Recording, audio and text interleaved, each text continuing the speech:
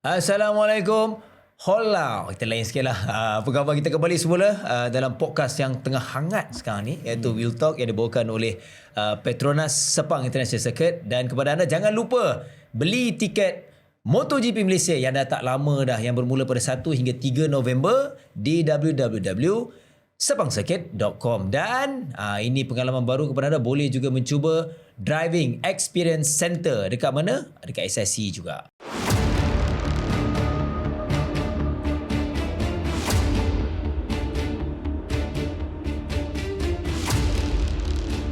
Hi, I'm Francesco Bagnaia from Ducati Lenovo team.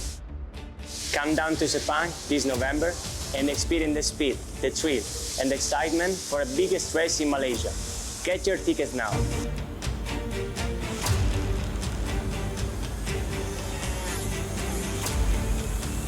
I'm ready for a Malaysia GP. Are you?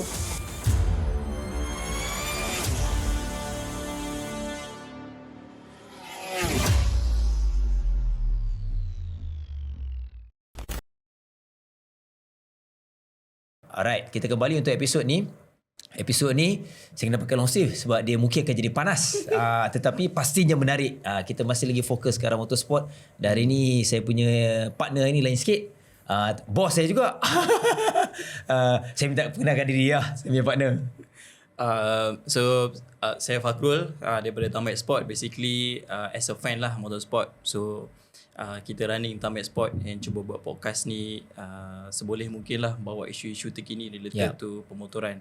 Bukan nak mengapi-apikan, tapi kita nak cari apa yang kita boleh menjadi satu jalan yang sama lah dalam motorsport ni. Betul. Untuk masa depan. Betul. Dia ialah podcast ialah platform. Platform untuk bercakap, platform untuk kita nak sharing. Baik, hari ni siapa yang akan sharing tak tahulah berapa lama, tapi insyaAllah pasti ada intipati menarik. Kita nak kenalkan lah Fakrul Big Boss, tapi kita nak berkenalan jugalah, walaupun saya rasa kalau nak beritahu nama penuh, tapi orang pastinya nama yang sinonim dalam motorsport nama kenalan. Kita panggil Bos Bobby lah, Mr. Bobby. Bobby Arisha mungkin, tapi bos sebenarnya kita nak kenalkan yang mana satu ni kalau ikut sebenarnya bos. Ada yang panggil Datuk. Ada orang panggil Datuk. Okay. Stage name Arisham kan.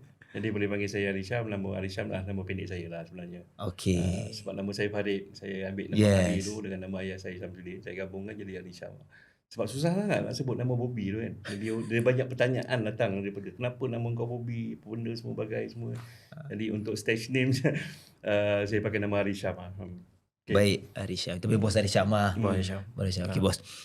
Yalah, dalam pemotoran ni saya rasa ialah peminat, saya rasa ada yang tahu dan ada yang pun tak tahu pun dia sebalik. Dia tahu yang hari ni je. Dia tahu karakter Mr. Boss Bobby Arisham je. Tapi mungkin boleh sharing dulu.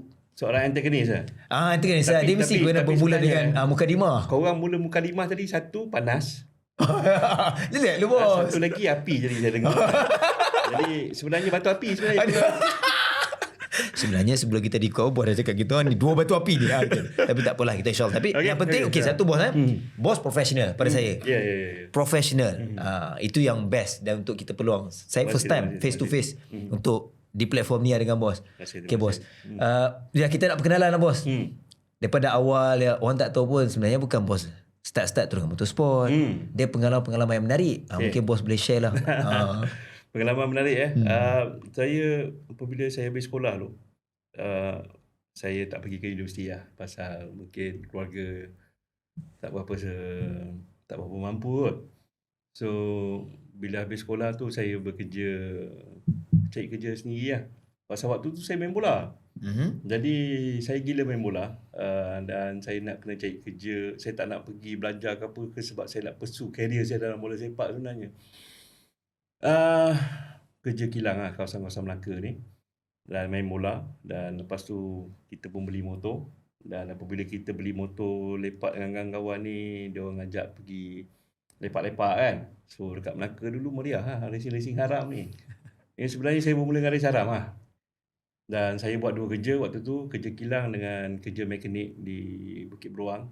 Saya bekerja di salah satu kedai motor lah dekat Bukit Beruang. Dan kedai motor ni biasanya kalau kalau workshop Melayu ni kan, biasanya akan buat motor-motor untuk lumba haram lah. Jadi kebanyakannya saya tertarik dekat situ, jadi saya pun bekerja dengan mekanik tu. Saya punya guru lah, saya punya sipu kan. So saya bergelumang dalam race haram 3 tahun tu selepas saya habis sekolah. So kita fly kat highway lah kan. Motor sendiri kan, test sendiri, tapi waktu race bukan saya bawa lah, ada rider yang bawa kan. Ada joki ya. Joki lah. Tapi motor saya, dan saya mencipta nama sebenarnya dekat situ sebenarnya, dalam pemotoran ni sebenarnya dekat situ. Sebab kita apabila kita start main race haram ni, apabila you tak kalah, dia akan mehebat, dan makin ramai orang yang ikut you sebagai, dia anggap you sebagai leader, dan setiap kali function ke apa ke kat belakang tu beratus lah motor ikut kan. So waktu saya bekerja kat situ, pengalaman yang saya dapat ialah bila kita race ni power, motor kita power, pelanggan kita pun akan ramai. Jadi secara automatiknya sale kedai tu, at that time lah, saya kerja dekat situ lah, sale sehari kedai bawah pokok ni 1,000, 1,500 sehari. Bawah pokok. Range tahun bos, tahun lebih kurang range tahun. 89, 90, 91, 92. Kalau 1,000 sale daily Tinggi. Okay. At that time. At that time 1,500. Tinggi. Pernah cecah 3,000 lah sehari. Dekat tangan saya sendiri kan, saya kerja kat situ. Bersila atas lantai. Servis RZ. Yelah RZ dah power, beratur RZ datang. Kan? Saya nak tangan abang kat servis. Dah buka piston cuci, pasang balik dah. Sedap abang. Nampak. Kan? Sebab dia pengaruh kan? Yes. Sebab dia tahu motor Z tu power. And at that time ada cup brake. Okay? Saya rasa pendedahan saya dekat cup brake ni ialah apabila saya nampak Megan Arden race dekat Bandar Hilir pakai EX5. Kan? Saya tak tahulah race ke berapa. Tapi daripada situ kita dah tahu pasal cup brake, dan tiba-tiba Sifu kata jom kita try buat motor untuk cup brake. Dan kita dapat sponsor daripada kedai motor. Saya ingat lagi kedai motor tu nama dia Kekiang Motor dekat Muar. Dan dia bagi kita motor Suzuki Best. Dan kita masuk cup brake, dan kita pernah menang di Seremban. Dan selepas Seremban tu kita pergi ke Ipoh. Itulah 2 race cup brake yang kita orang pergi. Sebab sebab masa first race tu menang, dapatlah duit. Saya 200-300 lah. Dapatlah duit minyak, duit nak travel. Happy lah kan. Ini kalau pergi Ipoh dapat lagi 300. Pergi Ipoh first race motor dah jam, balik terus je. Masa tu novice. Suzuki race tak silap saya lupa. Tapi piala tu ada lagi dekat KKR Motor. So lepas saya experience cup brake tu, saya rasa menarik lah, daripada aku race haram kan, yang membahayakan benda ni kan, baik kita race secara halal. Kan. So basically 92 hujung kot. Saya 93 saya kahwin, saya kahwin tahun 90 berapa, tak lupa, 94 kot. Saya berhenti race haram. Sebab waktu dulu race haram bukan macam sekarang lah. Race haram dulu pukul 2 pagi, 3 pagi kat highway. So zaman saya highway catering memang tak ada lah. Bukan macam sekarang. Sekarang ni kalau kita tengok budak-budak race pukul 8 malam kan kat Kelang. Gila-gila 5 kilo apa benda semua. Dulu kita orang 1,5 kilo, 2 kilo kan. Pukul 2 pagi, 3 pagi. So pada situ saya dapat follower yang ramai. Dan saya dapat pengalaman untuk berniaga. Kau nak berniaga, orang datang ramai, kau kena ada something lah. Kat situ saya belajar pasal perniagaan, macam mana kita nak dapatkan kepercayaan orang dan sebagainya. Kenapa orang ikut engkau kan? So kau kena ada peribadi yang bagus, kena tunjukkan benda yang bagus. So menang RZ dengan semua pemain-pemain kat Melaka tu, kita orang tapau. Minta maaf game Melaka. Tapi itulah hakikat dia kan. Aku unbeaten. Kan. So sampai satu masa apabila polis dah start datang ke bengkel dan everything kan. Jadi kita orang stop racing pada waktu tu lah. Lepas tu saya dalam dunia pemotoran, apabila kita duduk dalam era race haram ni, ada banyak benda-benda yang tak sihat berlaku lah. So at that time mak pun cakap, kau belajar pandai, kenapa tak nak cari kerja yang betul-betul. So dia nampak keratan interview untuk Malaysia Airlines saya pergi, saya dapat. So itu yang daripada situ. Tapi pasal motor ni masih lagi, kata orang tu, masih lagi teringat lah. So saya kerja Malaysia Airlines 11 tahun. As a steward lah, pramugara. As a pramugara. Dulu handsome, sekarang pecah. Handsome. So selepas habis kerja Malaysia Airlines, saya berhenti. Saya nak berniaga sendiri. Dan apabila saya ada terlibat dengan syarikat yang mempunyai dana sedikit, itu yang kita start masuk racing balik lah. Cita-cita dulu kan. Ini kalau dah ada sekarang ni, bolehlah kita masuk balik racing. Tapi pengalaman untuk buat motor racing semua tak adalah. Cumanya dulu sebab kita mak motor, mak kempit kan. Pernah ada cita-cita tu terhenti disebabkan duit. Kan? Jadi kita fokus pada career kita dulu. Dengan harapan satu hari besok kalau aku senang, aku akan kembali. Which itulah pemulanya kenapa TKKR ni ada dekat Capri Asia dan segala-galanya. Sebab apa bos berhenti jadi pramugara? 11 tahun pengalaman yang ada kat dalam Malaysia Airlines, saya rasa untuk mencabar diri saya untuk keluar daripada zon selesa. Kalau saya tak keluar pada zon selesa, mungkin keadaan sekarang kita tengok MAS apa jadi. Banyak retrench, company rugi, orang hilang kerja dan sebagainya. At that time saya dah rasa macam this career ada risiko yang sangat tinggi at that time. So waktu saya berhenti, saya tak tahu nak buat apa pun. Saya cuma nak kata orang tu nak cabar diri sendiri. Waktu tu anak 3 orang lah. Anak 3 orang. Malam cakap dengan rumah nak berhenti kerja lah. Dia pun termenung, nak buat kerja apa, nantilah kita fikir. Tapi nak berhenti dulu. Tapi dia serius lah macam tu? Serius. So waktu tu maybe kewangan dah kukuh kot? Tak juga. At that time kita punya gaji sebulan RM5,000 je. Simpanan semua tak ada. Saya seorang kerja, orang rumah tak kerja. Jadi RM5,000 pada at that time bagi saya tak menjamin lah. Sebab apabila kita ada anak kan, kita hantar anak kita pergi tadika pun dah 200-300 orang. Dengan susu, dengan pelbagai kan. Jadi gaji RM5,000 tu nampak macam teruk sangat ni. Dan susah nak pergi ni. Jadi saya kena patah balik nak bina career daripada zero lah. The good thing about Malaysia Airlines, we were trained untuk handle customer kan. So saya gunakan skill-skill tu lah untuk dalam perniagaan sebenarnya. Hasil daripada pengalaman saya dalam Malaysia Airlines selama 11 tahun. How to handle customer, how to handle situation, how to handle masalah-masalah yang ada kat atas kapal 40,000 kaki kan. Breakfast dekat London, kadang lunch dekat Paris, dinner dekat LA. So luas pandangan, macam-macam benda yang kita tengok. Jadi saya rasa rasanya Malaysia ni peluang banyak betul sebenarnya. Daripada bekerja dengan orang ni, baik aku try untuk berniaga kat dalam negara sendiri. Sebab environment negara kita sangat bagus sebenarnya compare kepada negara-negara lain yang pernah saya lawati. 11 tahun fly gang. Mana negeri yang saya tak pernah pergi. Semua dah pergi kan? Semua dah pergi. Beruntungnya kita duduk kat Malaysia ni ramai orang tak tahu. So start pada tu lah.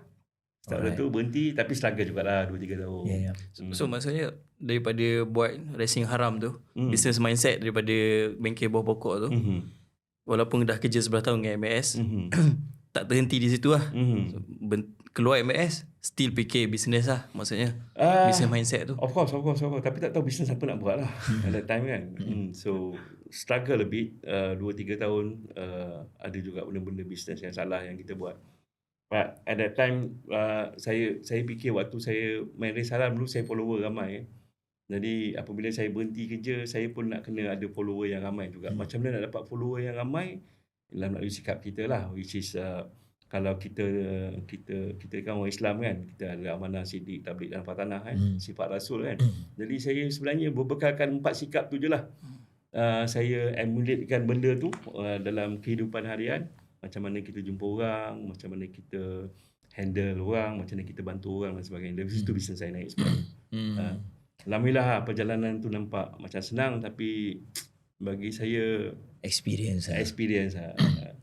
Dia perjalanan menjadi CEO tu macam mana? Kan? Tiba-tiba je dah buat berhenti kerja, macam tak ada kerja, tak tahu hala tuju. Tiba-tiba yang kita tahu sekarang sebagai CEO One0X. Dulu saya pernah terlibat dengan MLM sebenarnya. Kan? Ada kawan buat company MLM. Kan? Dia buat company MLM, dia kata, aku tak pernah lah nak manage company MLM ni. Jadi dia minta tolong saya. Waktu tu saya dah tak bekerja dengan masa kan. Jadi saya duduk dalam company tu. Nah, selepas setahun saya duduk dalam company tu, saya tengok, ini company ni macam marketing plan dia macam merapu sangat ni MLM. So selepas 2 tahun setengah saya pegang, kita orang tutup company tu. Tutup company sebab MLM saya masa masuk MLM tu saya zero knowledge pasal MLM, saya tak tahu. Apabila saya masuk, saya tengok marketing plan tu, macam pelik kan. Yang bagus ni network marketing ni ialah kita dapat jumpa ramai orang dan sebagainya, dan sale you boleh naik dengan cepat. Dan apabila saya bertindak untuk berhenti buat MLM ni, XYX datang. XYX datang, entah siapa yang bawa datang jumpa sebab dia tahu waktu tu saya ada rakan niaga saya ramai. Dan kita pun baru berhenti buat MLM, dan dia nak cuba gunakan peluang tu untuk dia promote XYX lah. So saya jadi dealer XYX dulu. Oh, dealer dulu. Dealer. Okey. Saya jadi dealer kepada XYX.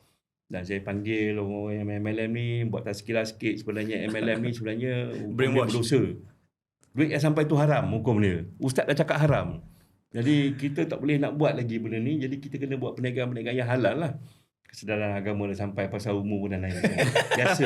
Okey, Orang mungkin tak rasa, tapi sampai satu masa percayalah. Sampai satu masa kesedaran agama ni akan sampai kat diri kita, dan kita mula tengok rezeki halal dan haram. Jadi apabila saya dapat peluang untuk memasarkan SIM card ni, waktu tu nama XOX, nama SIM card tu nama dia Zinzun tu. Nama Cina, sebab fokus dia kepada pada Chinese market. I see. So saya Local lah. Local lah. Local company, but diorang punya concentration kepada Chinese market. So apabila diorang start, benda tu agak gagal. So diorang cuba nak tukar, diorang bawa saya sebagai dealer, dan saya start kat Johor. Okey. Tempat pertama saya pergi untuk berniaga tepi jalan ni kat Johor. Jadi kita buka table lah kat pasar malam, dekat tepi jalan, buka table, berniaga. Saya pun bawa budak saya. Bos senang lah close orang ni. Kan, macam mana bos boleh yakinkan orang untuk ambil SIM card nama Cina ni? Ex-steward? Tahu tak apa. Kan, kita jalan-jalan. Bang, Assalamualaikum. Lama tak jumpa. Mana nak pergi ni kan? Orang tu pelik. Mak aku kenal kau ke ni? Kan, so cara kita bercakap approach dengan pelanggan, approach tu. Sebab saya cakap dengan budak-budak kita, orang Melayu ni penuh dengan budi bahasa. Kenapa kita tak balikkan balik budi bahasa ni untuk kita berniaga? Kan dulu orang Melayu kita kan, terima kasih kan. Apa khabar kan, dah makan ke belum kan, ada orang Melayu penuh dengan budi bahasa. So what we were trained in MAS to do that, untuk buat benda tu setiap hari. MAS train kita. Bercakap dengan staff pun macam tu, bercakap dengan cabin crew pun macam tu. Kena Assalamualaikum, selamat pagi, apa khabar, dengan muka, dengan gesture, dengan eye contact ni kita bercakap. We were trained in MAS. So saya bawa benda tu dalam bisnes dekat pasar malam tepi jalan ni. Saya ajar budak-budak saya buat macam tu. Tak malu tu pasal tak malu. Tak malu. Okey. Tak malu. Sebab saya cakap dengan budak-budak waktu tu lah, kalau korang nak rasa malu berniaga, cuba kau bayangkan, kau duduk dekat rumah, tiba-tiba orang TAB datang potong elektrik kau. Agak-agak jiran kau tolong tak? Tak ada dia kutuk kau lagi ada. So sekarang ni kenapa kau nak malu? Kan? Berniaga, duduk dekat pasar malam ke. So start dari bawah. Start daripada situ. So start daripada situ ada juga benda yang terjadi apabila sale saya cecah. Saya ingat dalam setahun kita dapat sale, the first 1 million sale lah. Power. Okay, dengan berniaga tepi jalan ni, dengan SIM card pakai motor state kan. So selepas tu XOX diapungkan di bursa, and dia jadi listed company, and semua perjanjian dia dengan diri ni terpaksa diubah, dan waktu tu saya pun terkena, dan saya bergerak ke Salampun dengan komuniti saya. Saya duduk sebentar dengan Salampun, 7 bulan saya kat Salampun, kita dapat 70,000 pelanggan, sale around 7 million, about 7 months kita buat. Power. Okay, sebabkan macam saya cakap lah, as a leader, kalau you bagus dengan orang keliling you, orang akan follow you pergi mana pun kan. Jadi Salampun dengan Maxis secara tiba-tibanya ditamatkan perkhidmatan 3 hari sebelum raya. Cerita dia ni. Oh, yang cerita hangat waktu tu. Yep. Ya. Ditamatkan. Orang nak raya ni tiba-tiba line tak ada. Maxis potong perkhidmatan disebabkan agreement Salampun dengan Maxis. Saya tak tahu. Saya waktu tu saya duduk kat rumah, saya tweet Najib kot waktu tu PM. Saya tweet setiap 5 minit. Tolonglah.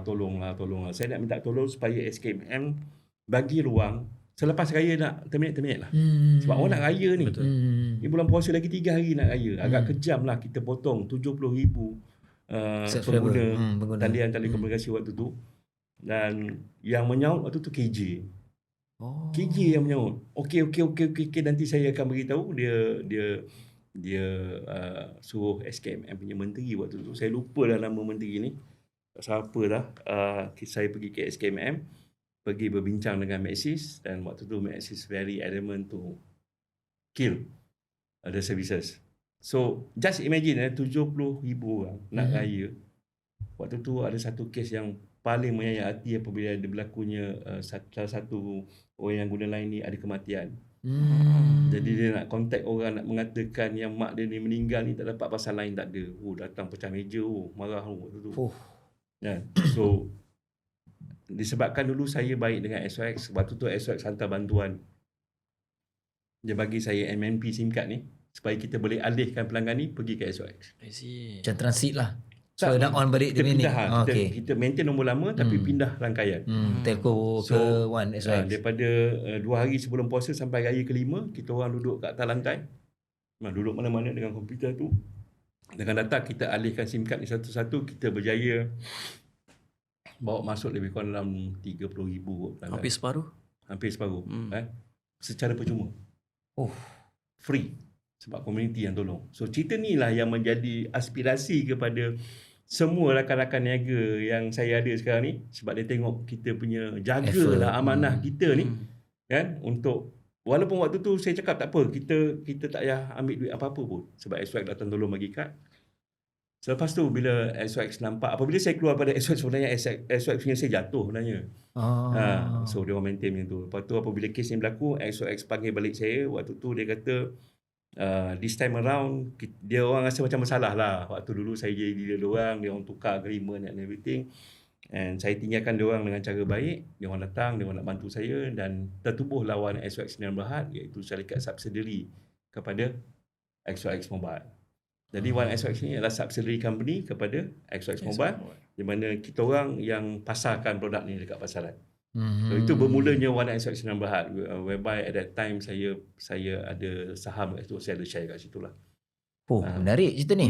Daripada zero daripada zero. Sebab intipati dia apabila kau susah, kau jangan point finger kat orang. Waktu tu boleh je saya marah dengan SOX. Saya dah bawa sale, tiba-tiba kau tukar agreement. Kau tukar agreement, matilah aku. Patutnya kita marah. Tapi waktu tu saya dah beriman sikit.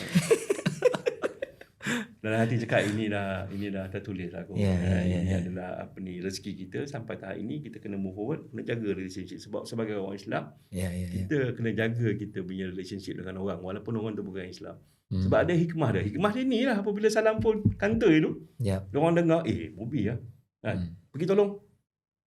Alhamdulillah. Padahal kalau main tu bos tak tahu boleh je. Boleh kalau tak tahu kan. Boleh je. Sepatutnya. Yalah, kalau ikutkan.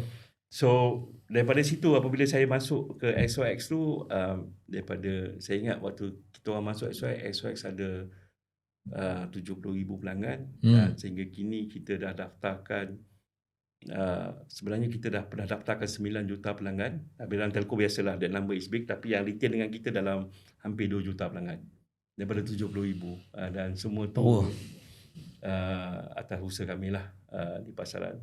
Okay, introduction pun dah power. Okay, sebelum tu sebelum soalan berikutnya, sebab episod sebelum ni ada yang komen-komen kat kita punya episod, diorang kata tak sediakan air. Ni hari ni Pak. Hari ni kita sediakan air special. Diorang marah kita minta tamu tak ada air bos. Kita sediakan 4 Red Bull. Thank you bos. Boleh minum je bila boleh minum. Bos, okey. Dia sebalik cerita awal intro. Minum je Sila. Okay, saya nampak satu benda bos. Sebab sebenarnya saya tak pernah mendalami betul-betul pasal Bobby Arisham ni. Antagonis kan?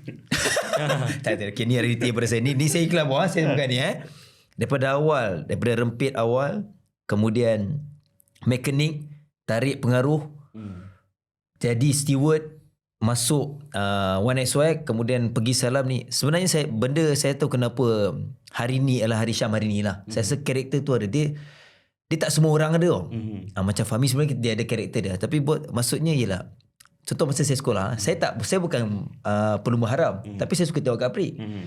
Contoh macam saya duduk kuliah pertama saya ialah Hawk Motor. Hawk Motor tu masuk novice je.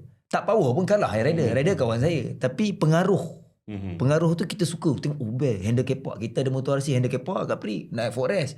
Sama macam bos. Benda tu karakter tu ada single selesa je lah. Tak semua orang yang boleh ada macam Ari Syama. Sebab tu saya rasa personality tu. Selepas tu bila ni soalan berikut je lah. Saya rasa karakter tu kot boleh bawa sehingga ke tertubuhnya TKKR Racing Team mungkin bos? Apabila saya dah selesa sikit lah. Maksudnya pada tahun 2017. Kita masuk first day, aku dah lupa lah 2000 berapa. Tapi waktu saya duduk dengan telco biasanya dia orang ada bidang periklanan tau. So kalau kita tengok Maxis, Celcom, Digi, dia orang mainly dia orang punya advertising is dekat billboard, dekat radio, okay? Dekat program-program dekat Astro, okay? So whereby dia punya budget is very high. So apabila saya tengok dia orang punya marketing advertising in telco world, cakap there is no way we can compete with that lah. So at that time telco are spending around 100 million a year for their marketing and branding, and whereby we are the new telco, kita takkan mampu buat macam tu. Dan sebenarnya saya teringat pasal Telefonica. Siapa ingat pasal Telefonica? Pernah dengar pasal Telefonica. Telefonica is a telco yang dekat Europe, a small telco whereby dia orang duduk dengan Yamaha sangat lama, dan sekarang dia orang adalah one of the biggest telco yang ada dekat Europe. So at that time saya fikir, kita pun telco, why not kita cuba masuk ke motorsports. Dan nak bina nama dekat motorsport. Sebab at that time apa yang SOX buat untuk marketing and branding, we cannot fight with the big players. Okay? Dan SOX pernah taja Lee Chong Wei 2 tahun. SOX taja Lee Chong Wei, akan nampak logo SOX dekat situ. Dan bukan under saya lah, tapi saya tanyalah SOX kan, selama kita taja Chong Wei ni berapa banyak pelanggan kita dapat? Which is ada. So kalau kita taja Chong Wei, kalau Chong Wei juara dunia, orang tak cakap pasal SOX, orang cakap pasal Chong Wei sebab Chong Wei memang dah bagus. So I throw an idea of building our name in motorsports.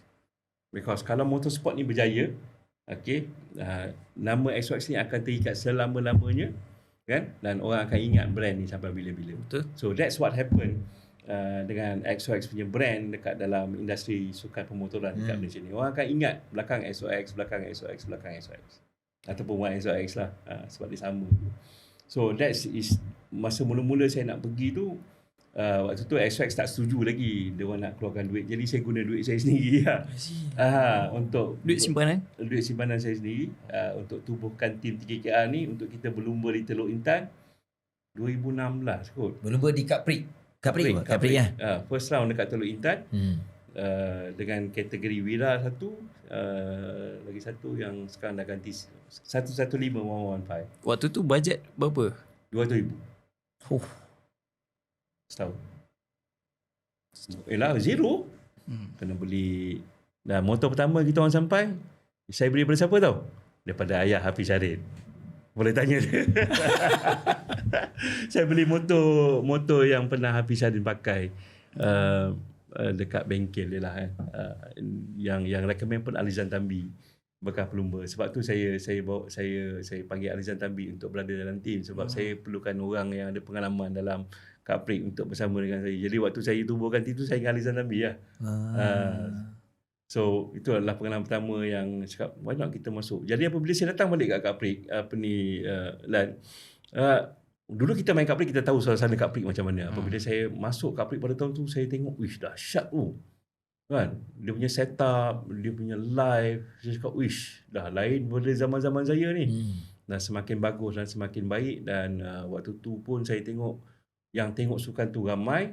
Dan saya tengok, ini peluang cipta nama ni ada ni dekat sini ni, kalau saya usahakan betul-betul tim ni jadi tim yang bagus lah. Itu sebabnya dengan sedikit pengalaman yang kita ada dekat sukan motoran ni, saya cubalah. So maksudnya dari segi minat dalam pemotoran dengan bisnes tu campur sekali, and boleh memasarkan SOX lebih kurang macam tu lah. Lebih kurang macam tu lah dia punya. Tapi saya boleh katakan daripada penglibatan kita dalam sukan pemotoran, kita daripada apa yang pernah kita ada dekat Capri dulu, setiap race dulu kan ada SOX punya booth sebab kita taja kan.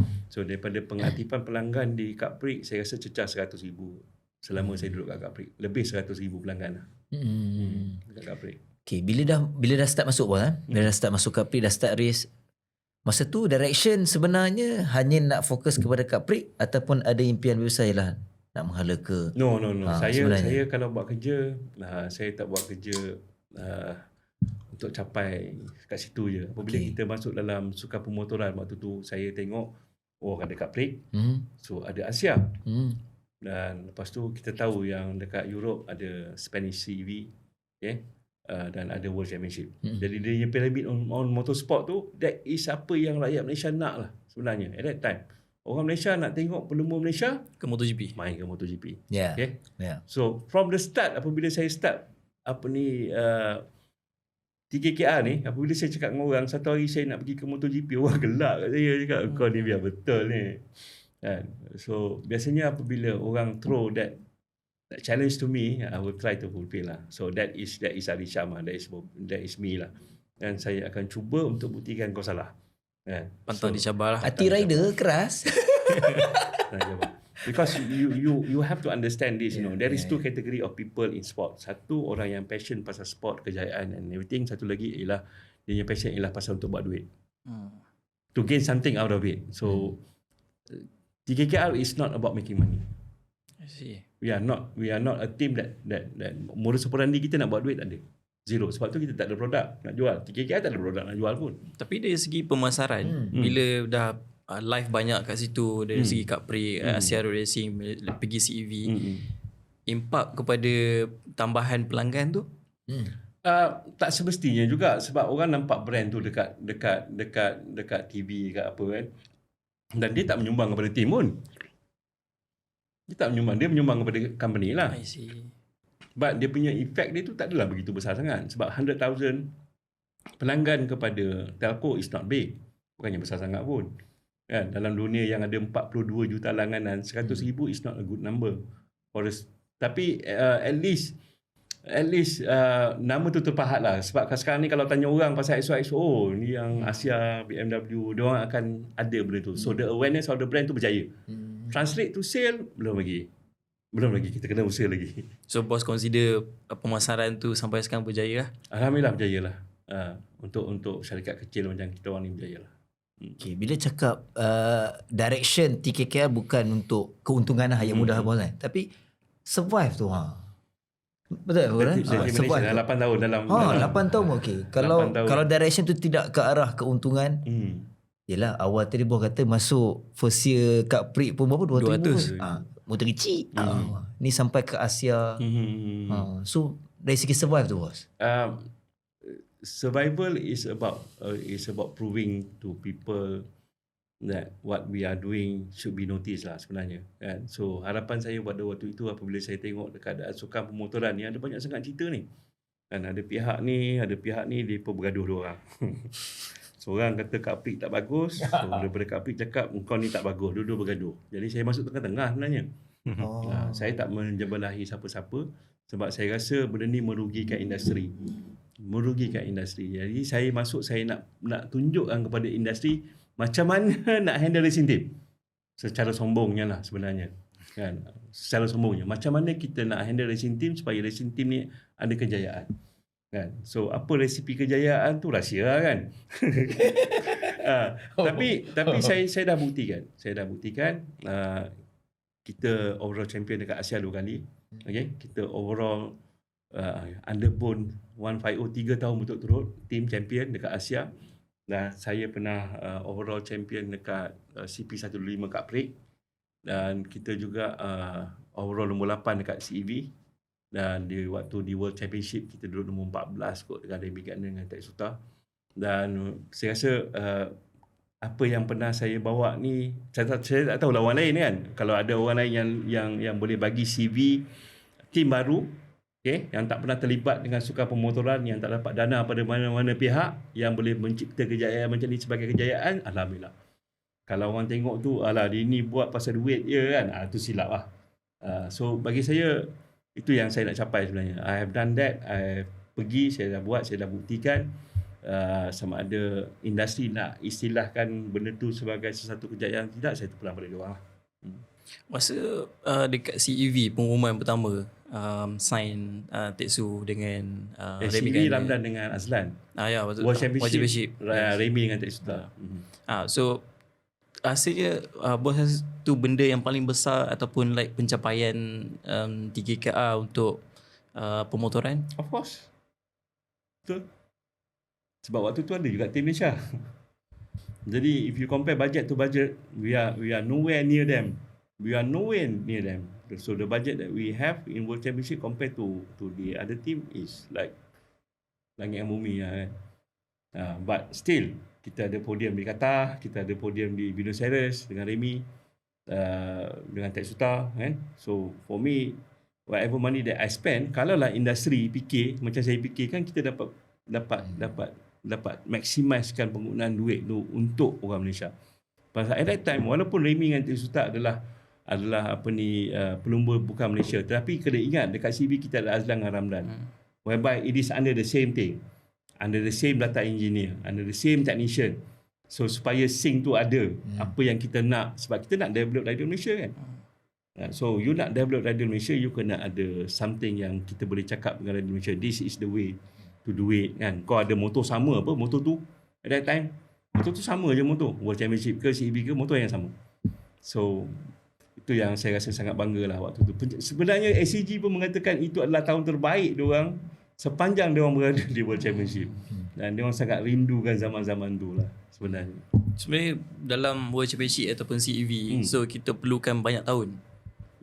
Tapi sebab apa like macam stop ataupun maybe kurang dari segi faktor keuangan ataupun kekangan dan lain. Waktu saya bawa Kasma masuk kan, waktu tu sebelum COVID dan selepas kita mencipta kejayaan di tahun 2019, adalah pihak-pihak yang menyokong usaha kami kan. Kita pun nak cakap pun sebenarnya sebab tak ada black and white kan. Jadi kita pernah bercerita dengan satu government punya entiti yang nak sambung legacy ini pada tahun 2020 kan. Dan sebenarnya bendanya telah dipersetujui dan segala-galanya look okey. Malangnya COVID datang.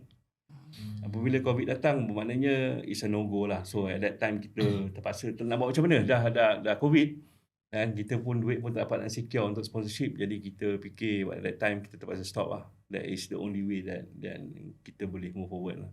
Masa waktu tu untuk World Championship, berapa jumlah duit yang kena ada untuk dia istilah dia ialah kita kena at that time saya ingat dalam 500,000 euro. 500,000 euro. Lebih kurang 2 juta lebih. 4.5 million.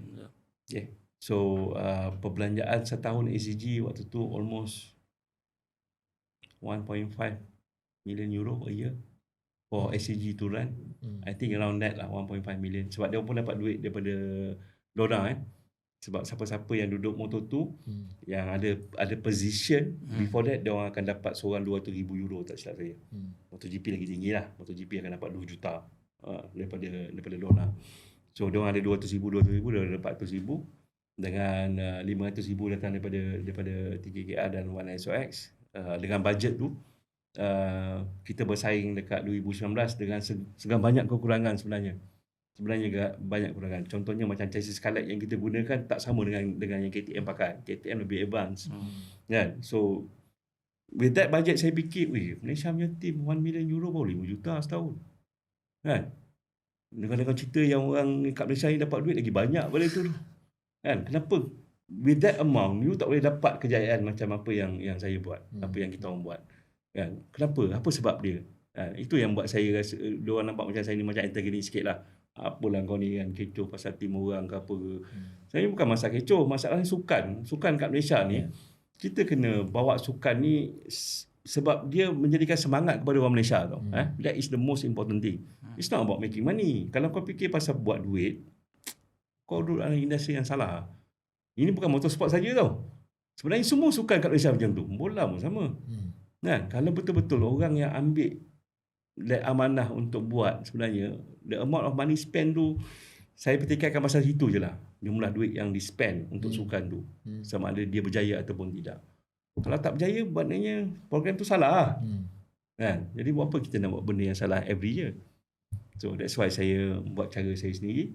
Dan buat sedikit analisis tentang pemotoran. Alhamdulillah kita at that time, bagi saya waktu kita duduk CB dengan duduk World Championship, kita syarikat ataupun tim Malaysia yang betul-betul Malaysia, tu cerita dia. So masa Kasma tu dia full season lah consider, tapi 15 round je sempat habis. Masalah dari segi macam let's say penajaan. So waktu tu berapa banyak penajaan yang Zero. TKR Zero. Tak ada lah. Zero. Semuanya hard earned money from me and sedikit sponsorship daripada XOX, ada sikit. Itu yang balik pada survive saya tadi tu bos. Yalah. Okey tanpa penajaan okey, kenapa masih nak, yalah memanglah tak 15 round untuk Kasma, tapi benda tu saya kata macam nak survive tu saya rasa perit. Memang perit. Ini adalah investment yang merugikan buat saya lah. Tapi saya tak menyesal. Saya tak terkilan sebab saya dapat buktikan tanpa bantuan siapa-siapa, dengan minat dan passion nak bawa nama negara ni, nak bawa pelumba Malaysia ni. Just for that. Saya tak dapat apa-apa pun daripada apa yang saya buat ni. Adakah saya lebih kaya ataupun tak? Tak ada. Adakah masa depan untuk saya dalam sukan motoran? Tak ada. Cuma saya nak industri tengok yang benda ni boleh buat. So, dan pada waktu tu yelah, kita pun ada MAM, persatuan and everything, dan hubungan MAM dengan saya pun agak tak berapa baik kan. Kenapa bos? Kenapa? Kita tak boleh cerita. Umumnya lah kenapa? Yalah. Logik macam tadi bos kata jelah. Nak kembangkan, kita nak tengok Malaysia, tapi hubungan dengan badan authority pemotoran pun tak ngam sebab apa tu bos? Sebab bos personality bos macam gini dekat Facebook ke ataupun kita nak tahu kan, tak kenal rapat ke. Macam awal, apabila kita masuk dalam sukan pemotoran, semua pelumba wajib berdaftar dengan MM. Untuk ambil badan authority lah. So the biggest client that MM ada sekarang ini adalah pelumba motor. The biggest client that you have is sukan pemotoran punya rider. Berbanyak rider yang berdaftar dengan MM. Boleh tengok diorang punya financial lah. Bila mana duit orang datang dan sebagainya. So bagi saya, apabila saya duduk dalam persatuan MM, first of all, diorang tak tahu diorang punya pelanggan. Dia don't know.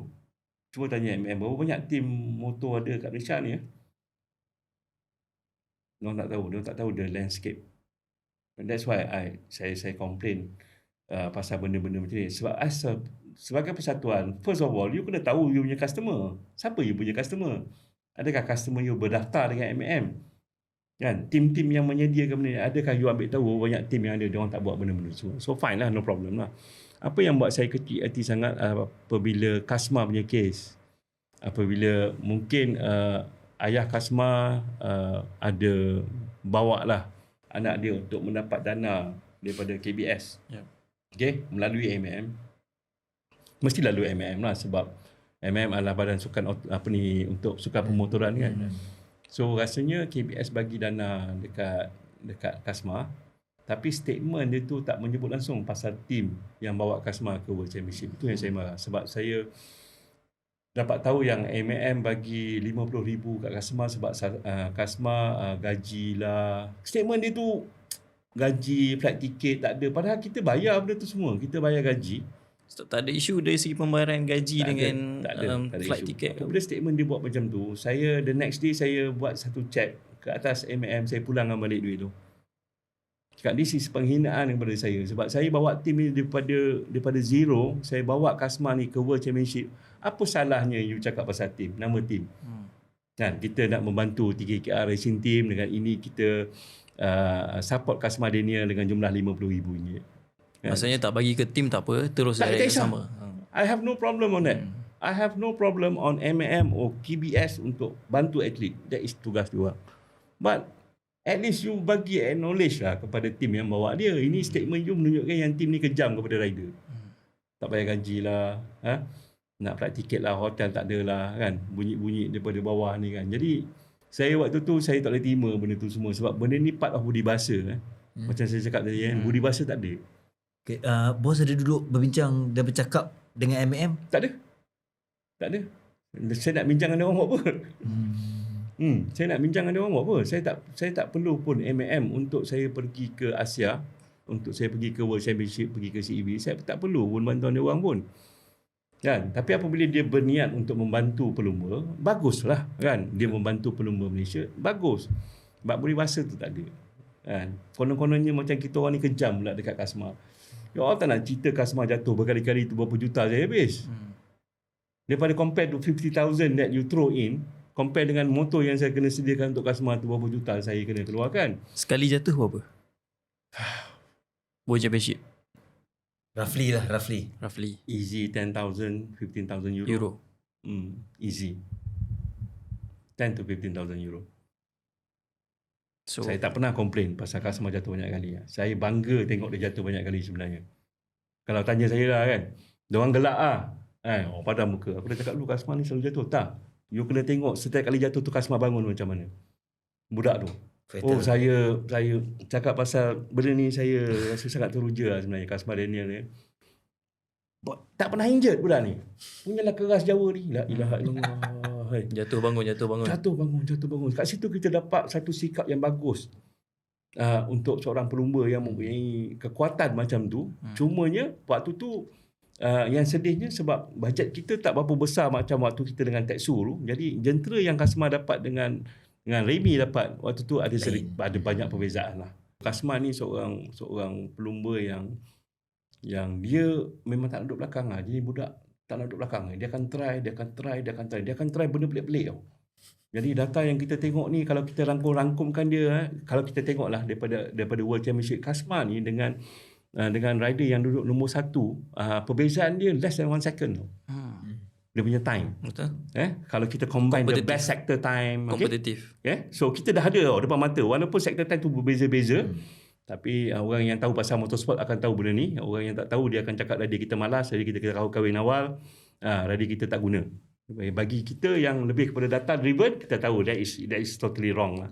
So to me at that time, walaupun Kasma jatuh banyak kali, malangnya kita tak cukup duit untuk sambung kerjaya Kasma kat World Championship, dan saya percaya dengan sedikit masa yang diberi untuk Kasma pada waktu itu, dia akan duduk di top 15, and dalam waktu masa 3 tahun lah, 2 tahun pun dah cukup dah. Kasma akan duduk top 15 dekat Moto2, which Moto2 is a very difficult class for you to conquer at World Championship. Very difficult. Daripada 15 round World Championship Kasma, berapa banyak boss ada dekat track? Masa Kasma saya tak pernah ikut. Ada sekali kot. Sekali dua kali kot. Saya lupa lah. So let's say kalau jatuh sekali dalam 5,000 euro, so pressure tak untuk Kasma like next round jatuh lagi, so dia rasa pressure tak untuk nak pergi Kasma ke next tak round? pernah tahu pasal berapa banyak duit yang kita habis untuk repair motor dia. Tim tak pernah bagi tahu. Yang tak nak bagi tahu. So jaga dia punya segi mental lah. Kira apa yang bos kongsi ni, maksudnya bos karakter dan juga Kasma tu bos suka lah sebenarnya. Budak tu something yang luar biasa lah yang saya tengok. Sangat luar biasa lah. Okey. Soalan ni dia relate mungkin macam mana nak cakap macam saya jahat atau tidak, tapi saya nak tahu juga daripada bos sudut pandangan. Dia bukan betul, tapi nak marah lah. Yalah. Kita cakap siapa punya statement, tapi yalah, kalau kita tanya, bila bos puji Kasma, bos kata feature Kasma ni bagus, betul tak? Dia lah rider Capri. Rider Capri ni sebenarnya berpotensi ada tak kereta untuk menjadi seorang pelumba terbaik di dunia. Kita ambil kereta macam ni. So this is the thing lah. Ya, sebabnya saya tambah pula, ialah Capri motornya lain. Bila pergi ke Moto2 ke motor yang lain, sebenarnya pada pandangan pengalaman sebagai bekas pelumba secara haram, secara profesional, pemilik pasukan, pandangan bos lah. Pandangan saya tanpa Capri takkan ada Hafiz Syahrin, takkan ada Zulfahmi, takkan ada siapa-siapa pun dekat dalam Malaysia ni tanpa Capri. Okay?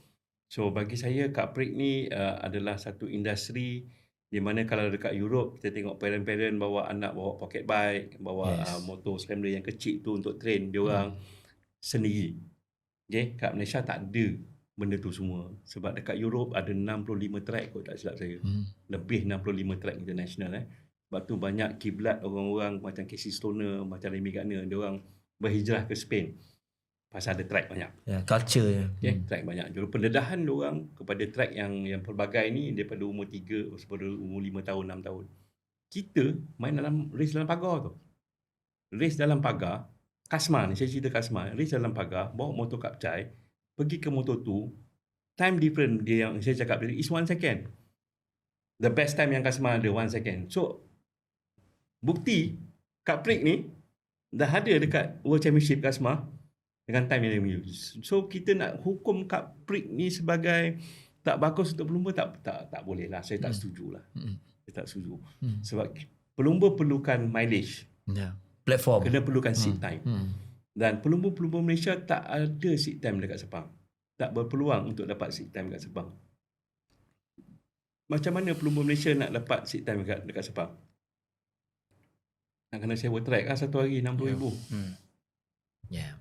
Macam tim macam KKR contohnya lah. Kita nak buat train pelumba kita yang berlumba dekat Asia, kita nak sewa Sepang. Takkan kita nak bayar RM60,000. Half day RM30,000.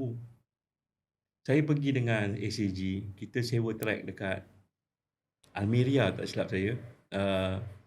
Kita sewa 3 hari kan, €5,000. 3 hari tu, full day. Kan, waktu tu Lan ada, Ramdan ada, Tetsu ada, Remy Gana ada. 3 hari. Which bagi saya, murah gila ni, international track. So, kita buat fitting dekat situ and everything. So, kat Malaysia, kekurangan kita daripada Cup Break ni, pergi ke track besar tak ada. Kita cuma ada Sepang. So, daripada Cup Break ni, lagi kita pergi mana? Pergi MSF. MSF pula. MSBK. Which kita tahu MSBK punya quality ataupun pelumba-pelumba yang ada dekat MSBK ni adalah pelumba-pelumba hobi lah. Dia bukan serious races. So, the next step is from Cup Break is to Asia. So, daripada Malaysia pergi ke Asia ni, pelumba-pelumba tak ada seat. Sebab tu saya masuk Asia menggila daripada underbone 150, 250, 600, 1000. Tim terbesar dekat Asia. Kenapa saya buat macam tu, gila macam tu? Sebab saya nak sediakan seat kepada pelumba Malaysia. Objektif dia tu je. Nak dia orang dapat rasa berlumba dekat track-track di Buriram, di mana lagi, di Indonesia, di Japan, di China. So, apabila benda ini lebih meriah untuk pelumba Malaysia, baru kita akan bawa pelumba ni pergi ke Spain. Faham. Okay, contohnya dulu kalau kita tengok pelumba Thailand yang ada dekat World Championship, semua datang daripada Asia. Nama-nama yang ada sekarang ni. Keto Toba lah, kan? Macam-macam lah yang ada dekat Andy Farid lah, semua datang daripada Asia. So, kita kena ikut jalur tu, sebab itu Asia dah set a standard. Timing and everything, baru kita boleh bawa dia pergi ke World Championship. Jadi bagi saya gap antara Cup Break dengan ASEAN ni ada besar. Sebab untuk berlumba ke ASEAN ni kos dia tinggi. Tim-tim yang race dekat Cup Break tak mampu untuk pergi ke Asia. Dekat situ saya cakap dengan KBS, saya cakap dengan MAM. Suara saya lantang. Sebab mereka ini membawa nama Malaysia untuk ke pentas Asia yang membawa nama negara. Dia tak bawa nama tim pun. Betul. Kan, kita pergi tim Malaysia. Jadi apa yang saya bagi tahu dulu, bukannya saya minta duit untuk KKR, saya cakap bagilah ruang untuk pelumba-pelumba Malaysia ni untuk dapat sedikit bantuan, bantuan hotel ke, bantuan tiket kapal terbang ke, kan? Sebab tim ada, kan, tapi tim tak mampulah nak benda tu semua. Jadi pembangunan sukan tu daripada Cup Break pergi ke Asia tu tak ada. Dia stop kat situ. Dan ada lagi satu pihak kata sebab Cup Break ni bawa motor Kapcai, kan? Kita patut ada bawa motor tank. So, I nak tanya orang tu lah, kan? Orang yang cakap pasal benda ni. Motor tank dengan motor tak ada tank ni apa beza dia? Bukan riding style. What riding style are you talking about? Apa riding style yang dia cakap berbeza tu? Cuba istilahkan benda tu. Kalau you bagi satu problem, you kata motor tak ada tank dengan motor tank ni berbeza besar sangat. Apa perbezaan dia? Supaya kita boleh atasi perbezaan tu. Betul tak? Daripada kita duk cakap, tak gunalah race Cup Break ni. Kan? Dia membunuh karier pelumba Malaysia. Saya waktu statement tu keluar, saya berdesing telinga. Saya tak setuju lah. Sebab, okeylah. Buat tak marah saya kan? Buat tak marah saya kan? Tak. Saya tak marah pun. Tapi apabila you cuba untuk kill industri yang 30 tahun berada di dalam pasaran bermakna you have personal problem with this guy. It's not because of the industry. You have personal problem between both of you. Kita pun tak nak ambil tahu pasal apa sebab kita pemain industri, we don't care. Kan? Cup Break ada bagus, ada tak bagus ya. Ada bagus. Saya hilang satu pelumba kat dalam track, meninggal seorang. So Track pagar. track pagar, tapi mati bukan sebab pagar lah kan. Dekat Kemaman dan selepas tu kita ada lagi yang kes mati Hafiz Nur Azman di following year selepas arwah Nur Rizman dan disebabkan Nur Rizman tu meninggal lah, saya lebih kata orang tu bersemangat untuk cuba bawa perubahan kepada industri sebenarnya. Apabila saya lihat sendiri pelumba mati kat dalam track-track kekal ni kan, saya mula tengok kepada track-track kekal yang ada kat Malaysia ni, kenapa dia underutilized. Kat situ saya banyak bercakap. Dengan Syed Saddiq pun saya pernah datang forum, saya cakap benda yang sama. Because you build a track without industry knowledge, you buat lepas tu you tak tahu nak maintain, lepas tu benda tempat tu tak guna. Track-track kecil yang sangat membantu untuk kita mencipta juara dunia sebenarnya. Whatever it is lah, motor apa yang ada kat depan itu motor boleh tukar. Betul tak? Contohnya sekarang ni orang kata Ovale lah yang paling katakan boleh power sangat untuk bawa radio Malaysia. Tapi sebelum budak tu bawa Ovale, budak tu bawa motor apa? Kabil bawa motor apa? Hakim Danis bawa motor apa? Siapa yang buat dia orang jadi bawa motor terror ni? Adakah Zulfahmi? Maaf saya kena sebut ni. Adakah Zulfahmi yang jadikan budak ni bagus bawa motor? Parents lah. Parents. Parents Lan Jawa tu bawa Kabil daripada umur 3 tahun. Kita orang semua tahu. Dekat depan tengah tiap-tiap hari dia bawa untuk pocket bike tu. So if you have this training from umur 3-4 tahun, obviously apabila you masuk satu kejohanan macam Buci ataupun Ovale, you dah sedia power kan. So kebanyakan orang lain yang masuk tu ialah kategori orang yang tak pernah bawa. So nampak dia shine, nampak dia bagus. Kalau kita tengok track-track yang ada dekat Malaysia, sebenarnya track-track kecil ni lah yang boleh kita usahakan. Kat situ datang problem Malaysia Cup Prix. Malaysia Cup Prix pula kata, saya tak boleh pergi Datuk Sagu sebab saya nak bawa setup, saya tak cukup tempat nak parking. Kita pemain industri, kita tak, bagi saya lah, itu yang apa yang saya tak bersetuju dengan Malaysia Cup Prix. Pasal dia orang lebih penting yang commercial.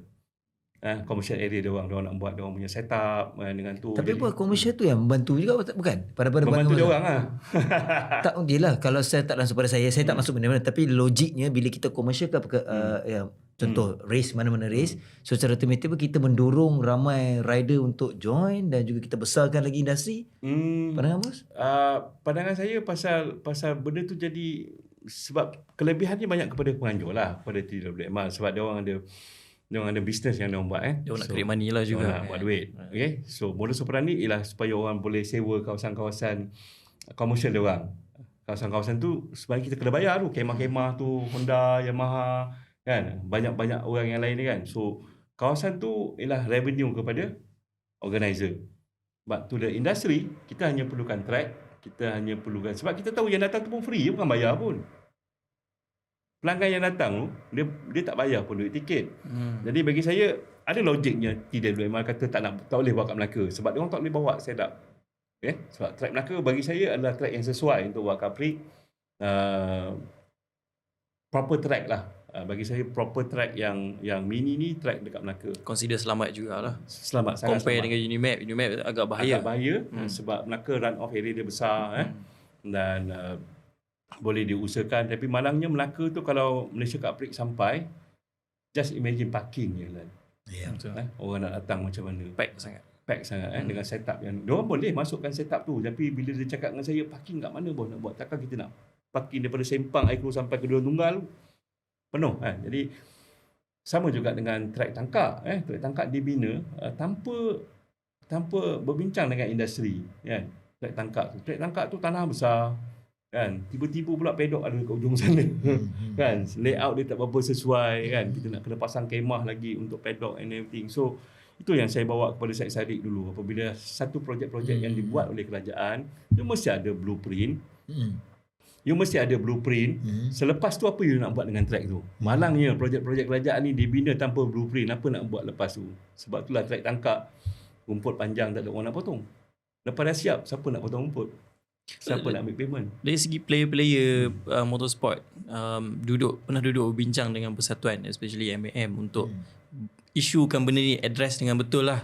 Kalau let's say kalau macam dari segi kita cakap social media maybe boleh, tapi dari segi perbincangan dari race ke race, round ke round, saya tanyalah sebagai persatuan, diorang kena jemput saya ke saya kena jemput diorang?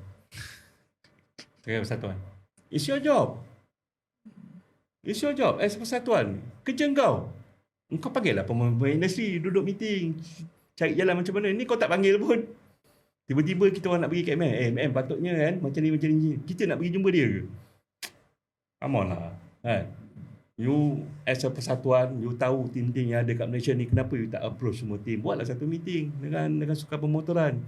Kan? Tengok apa masalah, apa yang persatuan boleh bantu. Kan? Benda tu tak ada. So takkan kita nak hegeh-hegeh pula jumpa. Kan? So sepanjang Saya perkhidmatan tak pernah dijemput oleh MM untuk bincang apa-apa perkara pun. any team pun. I don't know about other teams. I don't know about other teams. But for me, my experience for 8 years, I tak pernah dapat apa-apa. Contohnya lah, paling tak best kali apabila kita champion Asia lah. Apabila kita champion Asia, tak ada seorang pun ucap tahniah kita orang. Tapi kalau yang sebelah sana tu, baru menang sikit, tahniah, MM keluar, KBS keluar, tahniah. So maksudnya perlu bersikap lebih kata Why the double serasi standard? lah. Why the double standard? Why the double standard from KBS or even MM? What is wrong? Why? Kenapa? Sebab suara saya vokal? Adakah saya cakap anda mencuri? Adakah saya cakap anda menipu? Tak, saya hanya bercakap apa benda yang patut orang buat, tu saja. Simple. Champion Malaysia kot, negara aku bertandang ni. Dekat Jepun, dekat Thailand, kita punya bangga ni kan. Saya rasa pengorbanan saya apabila negara aku ni menyanyi dekat track tu, dia rasa penat, rasa pengorbanan tu hilang, dia punya semangat tu. Kau pernah rasa tak negara aku ni? Kan? Bila kita usaha sendiri. habis. Kepada fan, yes. Fan pergi lain. Saya ni owner team. Kan? Menangis. Nak dengar lagu negara aku tu berkibar dekat Tokyo, dekat Japan, dekat China, dekat Indonesia. Feeling dia, gila lah. Balik Malaysia senyap je. Satu tahniah pun tak ada. Satu apa pun tak ada. Kan? Jadi kat situ saya tengok, okey, korang ni double standard lah. Kan? Korang nampak macam KKR ni mengacau periuk nasib orang ke apa. This is assumption yang kita dapat apabila kita tak dapat acknowledgement. Tapi sebenarnya apa bos? Sebenarnya kenapa? Saya tak tahu. Nak kena tanya MM lah. Apa sebab dia yang dia jaki sangat dengan kejayaan kita orang? Kenapa dia tak nak acknowledge langsung? Kenapa satu ucapan tahniah pun tak ada keluar daripada dia orang sebagai persatuan sukan yang mewakili sukan pemotoran kat Malaysia ni? Kenapa? Apa sebab dia? So that one you kena panggil MM tanya. Okey, kita kena tengok tu. Dah sejam. Dari segi leadership bos sepanjang, so rasanya sebab bos pandai tarik pengikut, maksudnya sejak daripada race haram, macam mana tarik personality bos tu, tarik pengikut. So dengan ada tim besar especially dekat pemotoran, daripada Capri-nya sampai Asia-nya, sampai even ada SAG team. So macam mana drive dia punya leadership tu? Dia kewangan, bagi duit, ataupun tak boleh, you kena ada this mindset, ataupun you kena be better, like macam kita ada bincang sebelum tadi. Sepatutnya data engineer put yang fair lah. Kalau yang ni bagus, tak yang bagus juga. Sebab sampai bila kalau kita buat double standard, dia akan merugikan rider kita itu juga. Saya dulu duduk dengan Louis kan. Louis ni data engineer pada Remy Gardner. So apabila kita pergi ke CEV, kita bawa Louis untuk jaga Ramdan dengan Lan. So Louis ni seorang yang sangat berpengalaman lah dekat World Championship. Saya rasa dia dah 20-25 tahun kot pegang Moto2 ni. Data dalam komputer dia semua rider dia. Kan? Jadi apabila saya bercakap dengan Louis, apa masalah Ramdan dengan Azlan ni kan? Dia kata selagi Lan ataupun Ramdan tak boleh nak emulate data yang ada kat komputer dia ni, kita takkan buat apa-apa perubahan dekat motor dia. Because you tak sampai standard lagi. Yeah, because I have built the same bike for rider yang sebelum ni, tapi kau tak sampai tahap ni. Itu saya cakap, saya borak dengan Louis, saya rasa this is wrong because you punya data European rider. Asia rider ada different character. Korang perasan tak? Setiap kali race kat Red Bull, mesti pelumba Asia duduk depan. Baru-baru ni pun sama kan? Siapa yang pelumba Thailand tu? So Tetsu pun laju dekat Red Bull. So karakter pelumba Asia ni sebenarnya sebab dia orang tak race dekat Europe, Diorang banyak race dekat track-track dekat Asia. So ada track yang dia bagus, ada track yang dia tak bagus. So saya cakap dengan Luis, cuba you tengok Ramdan punya riding style. You jangan ubah dia punya riding style, you ubah setup dekat motor ni. Bagi dia selesa bawa motor. Oh, we don't do that because it's wasting our time. No, cakap you don't waste my time because I pay you. I insist.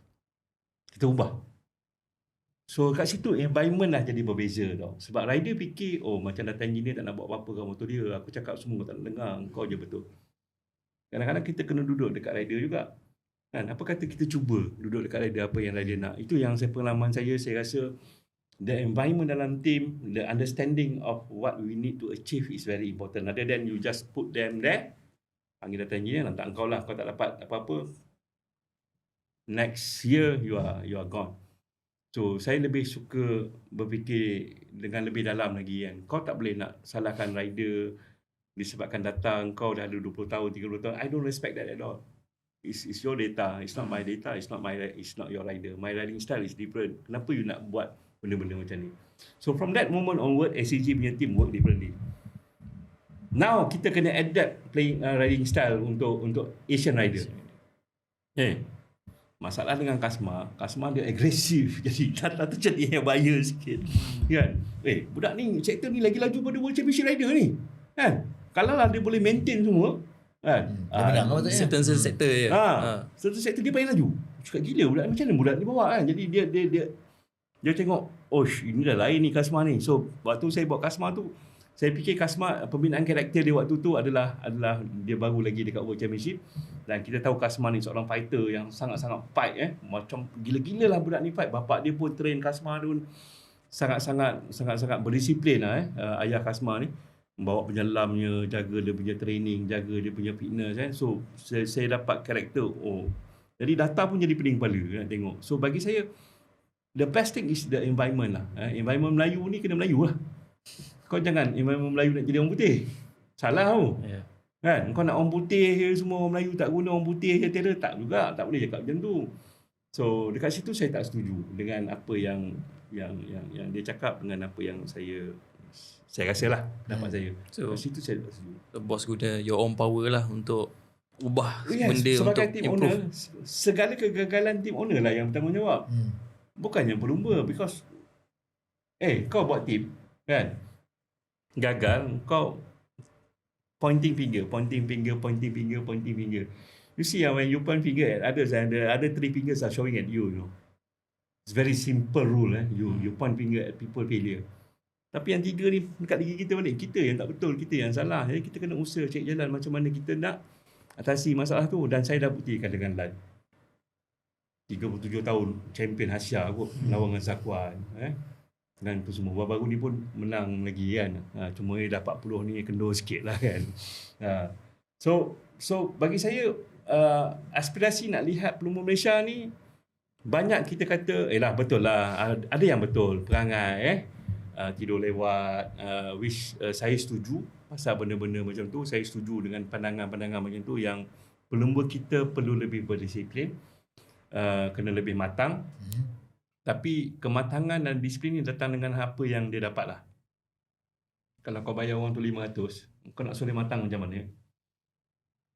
Kau nak drive dia macam mana? Dalam 3KR ada sistem training dia tak? So kita tahu ada coach macam Obert.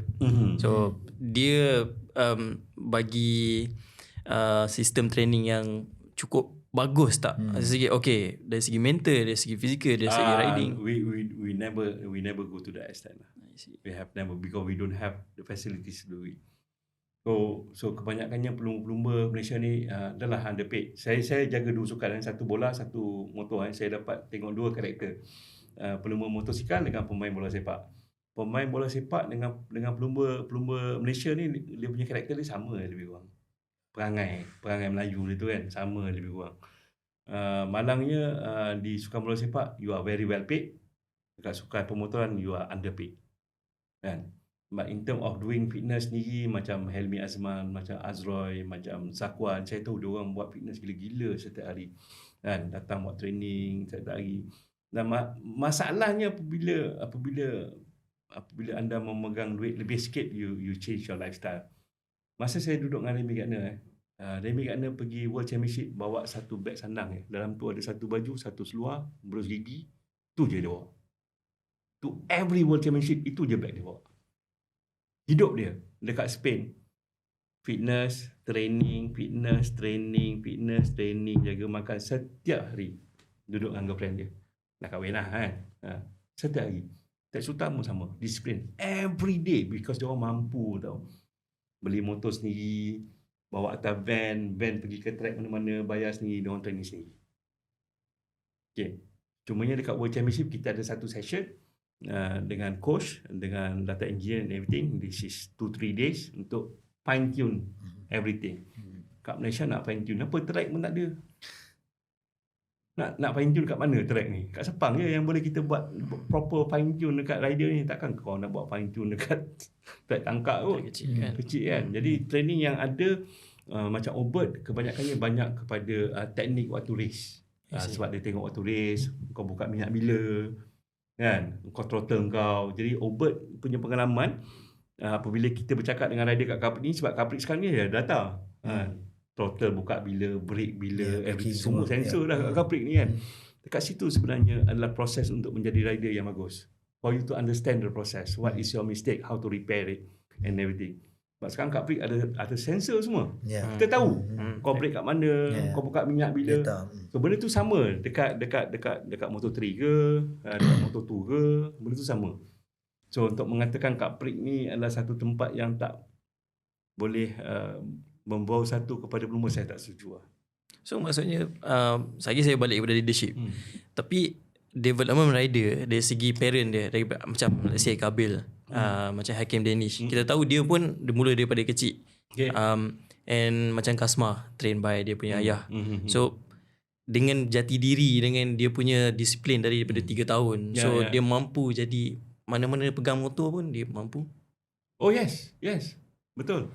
So macam Azlan, bagilah motor apa pun, dia pernah champion dekat Honda, kan, dekat Kawasaki. Lepas tu BMW.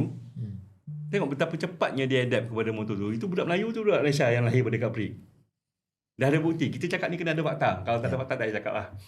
Kita nampak Azlan macam mana dia boleh adapt motor yang tak pernah dia bawa, champion 2019. So the process yang korang tak nampak is macam mana learn understand the bike dengan team yang kita ada, dengan Raja Zaini, dengan crew yang kita ada. The communication at the back. That one is very important. So knowledge of kita punya pelumba sekarang ni malangnya tak capai tahap yang baik lah, sebabkan satunya keadaan track, keadaan data engineer yang ada. Tapi sekarang ni lebih bagus. Contohnya macam dekat CKJ, macam dekat Maju Motor, semua dah pegang komputer lah sekarang. Whereby this is the thing yang kita kena ada untuk ajar rider kita untuk faham. Benda ni. Dulu main dengan motor je, enjin kan, tak laju, sprocket, benda sekarang bagai kan. Tapi dekat Capri sekarang dah data enjin dengan komputer semua lengkap.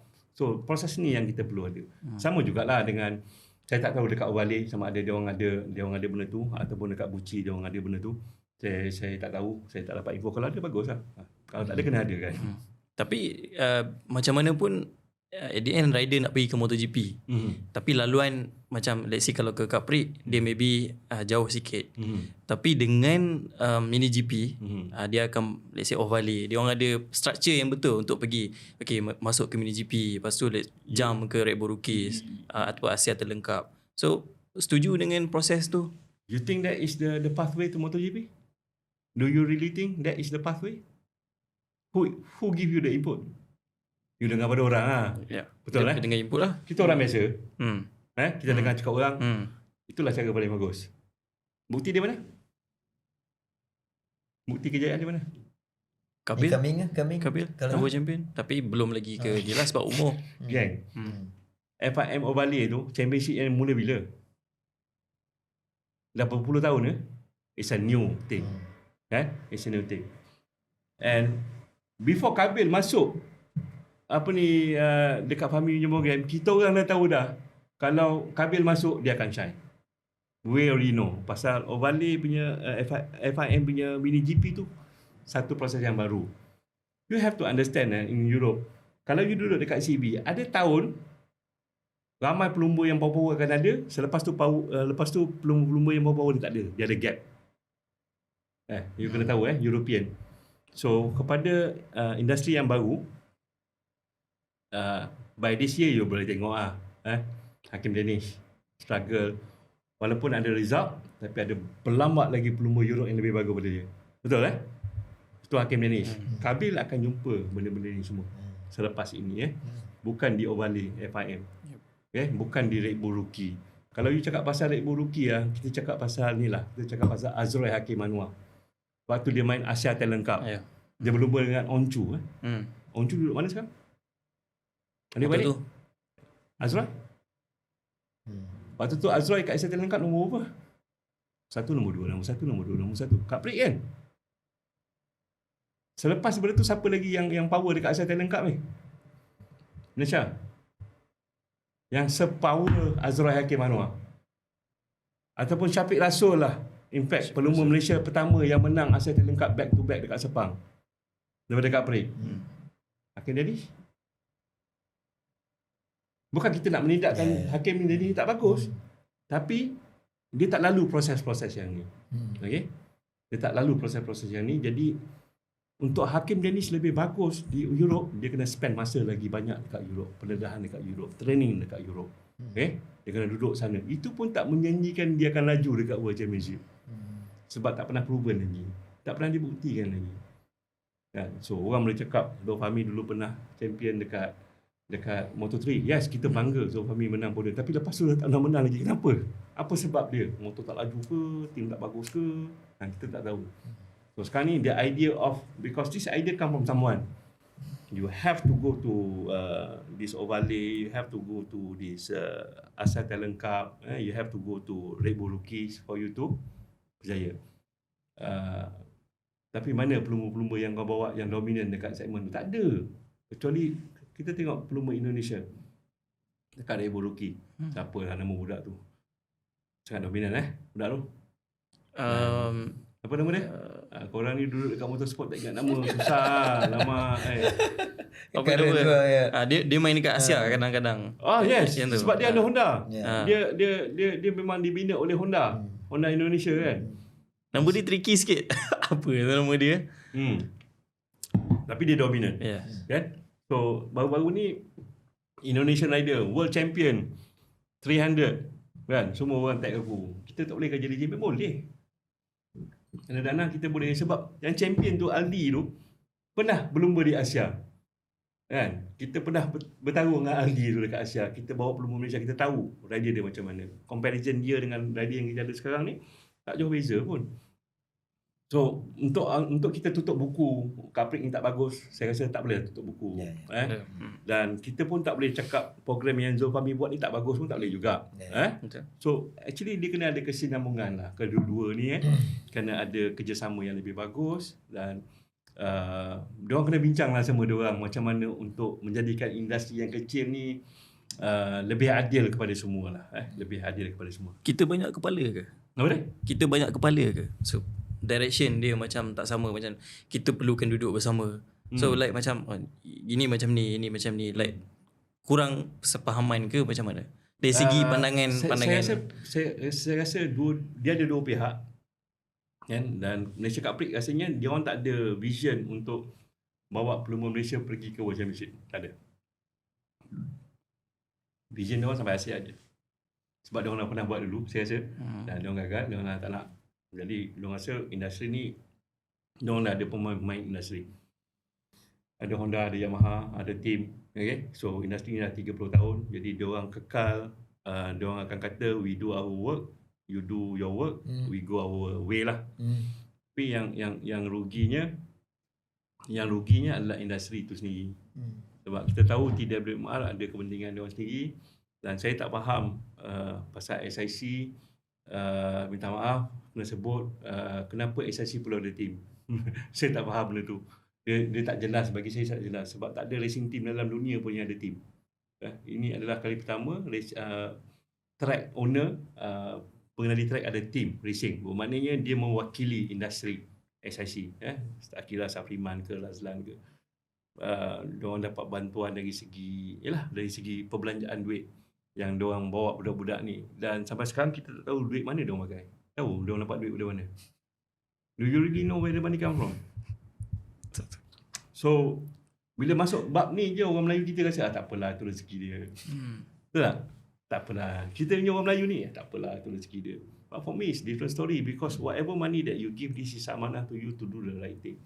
If you don't do the right thing, and then people will speak lah. People akan bercakap pasal benda tu biasa. Setuju. Macam saya cakap tadi, kalau boleh saya nak tengoklah industri apa yang Fahmi buat, apa yang Kak Prik buat ni, ada sinergi, ada kesinambungan, ada kerjasama, dan benda patut benefit kepada pelumba-pelumba Malaysia.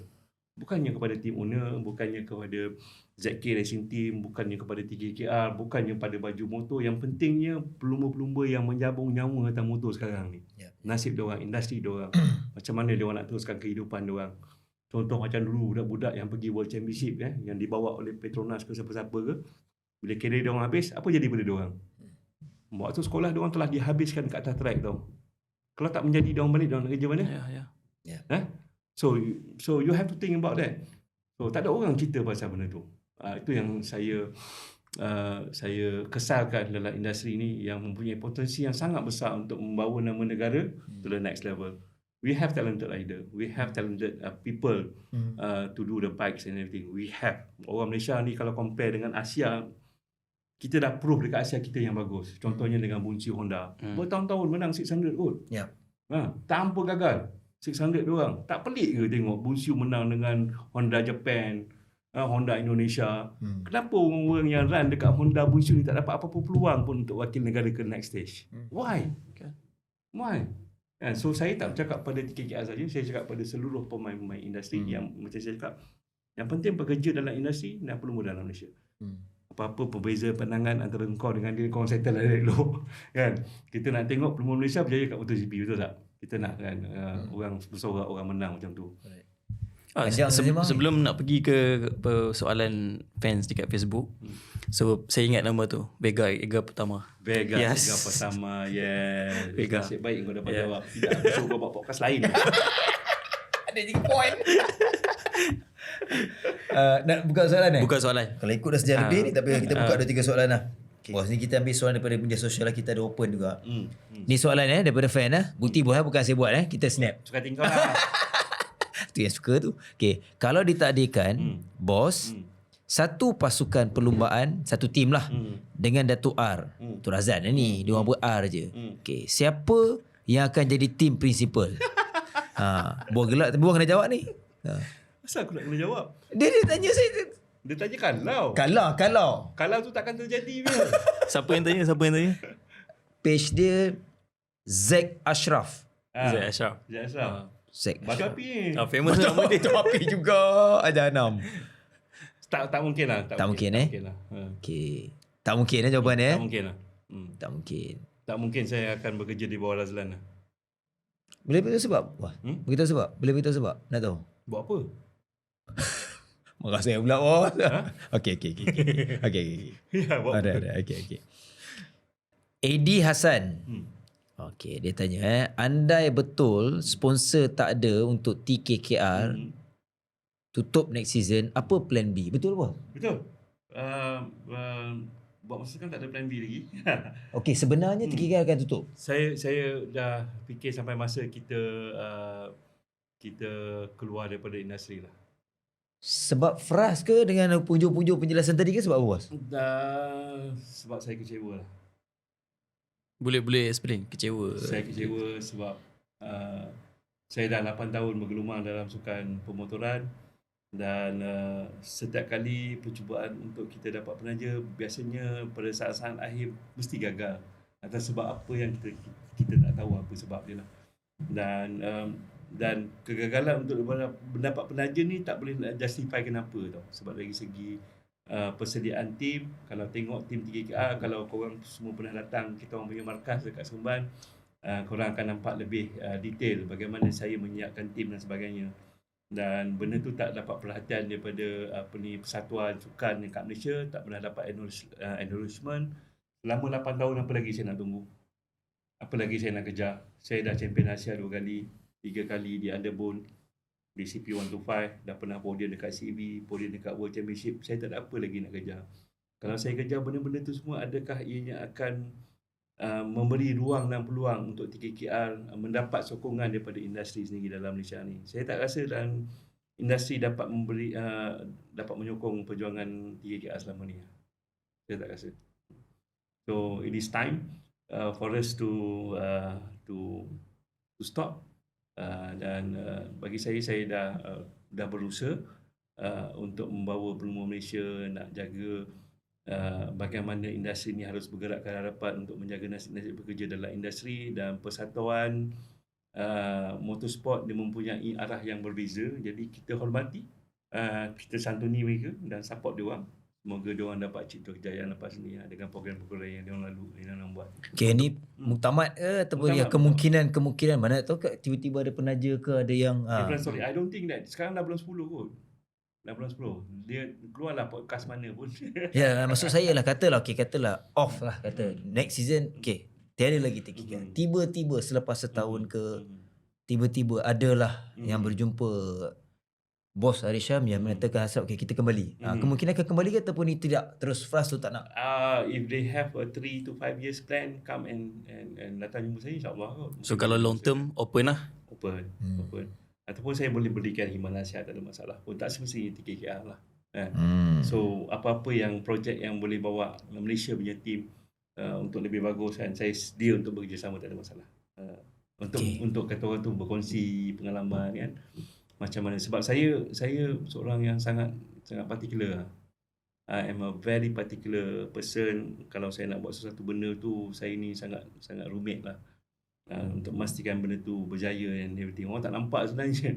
Tapi resipi kejayaan tu you kena tahu pasal suka pemotoran lah. You nak jaga suka motor, you kena tahu pasal motor. Kalau you tak tahu pasal motor, you sembang je lah, sembang terbang je lah. You tak rasa duduk atas motor racing macam mana kan? You tak ada knowledge. So you kena ada knowledge tu. Itu yang transfer knowledge kepada kru-kru kat TKKR. Saya sangat bangga apabila Tuan Ilan menang di mana lah tu podium dah 2 kali kot. Dia podium 2 kali ke 3 kali, semua dah lupa sebab tahun ni saya tak tengok sangat. Tapi apa yang buat saya bangga sebab kru yang pergi tu 100% orang kita. Bangga kan. Bangga sebab budak tu pada zero tau. Budak tukar tayar, budak tukar enjin kan. Budak yang pasang fairing, buat servis, semua budak-budak kita yang zero knowledge. So selama 8 tahun dia orang duduk dengan saya nampak peningkatan yang sangat ketara waktu dekat Asia Road Racing tahun ini. Dan saya rasa saya dah jalankan tanggungjawab saya dan lepas ni diorang boleh pergi ke mana-mana pun selepas ni sebab dengan knowledge yang diorang ada tu. Dan alhamdulillah mungkin diorang boleh bina career di tim-tim yang lebih bagus lah. Maksudnya bukan setakat build rider tapi build team sekali lah. Mereka ni semua the environment dalam team tu sangat-sangat penting. Saya dia kenal seorang nama dia Eddie. Saya kenal dia daripada fotografer. So sekarang saya rasa dia pun manage Perak FC. Maybe manager, so something daripada bawah naik sampai atas. So kalau Eddie dengar ni, so rasanya kita pernah kenal dekat Lita. Bos, rasa ni last lah soalan daripada fan, daripada Popo or Pop. Tak ada sebarang respon TKKR berkenaan, tadi bos sebut pasal Azlan banyak lah. Respon daripada TKKR berkenaan pesanan memang sebab dia ramai juga orang tanya kan, kenapa TKKR tak respon. Sebab kita ada last race kat Buriram. So itu adalah perlombaan terakhir Azlan Shah dalam kerjaya beliau. Dan kita juga waktu tu akan mengumumkan sebab kalau Lan tak bersara, kita pun bersara sekali lah. Sehati sejiwa kan. Okey, sebab tu belum ada statement. Belum. Okey. Sebab takkan kita nak betul. dia. Ada last race lagi kat Buriram kan. Ya. Sebelum kita tutup sebab dia sejam lebih ni. Satu saya nak tahu juga ni saya peribadi Bobby ke Arisham ke. Cuba cakap lah, kita dah sembang semua sampailah nak tutup tim lah ni. Karakter Bos Arisham ni. Sebab dia, saya bukan nak mencari, tapi buah kena explore. Karakter Arisham ni, dia macam mana, dia setiap orang ada karakter.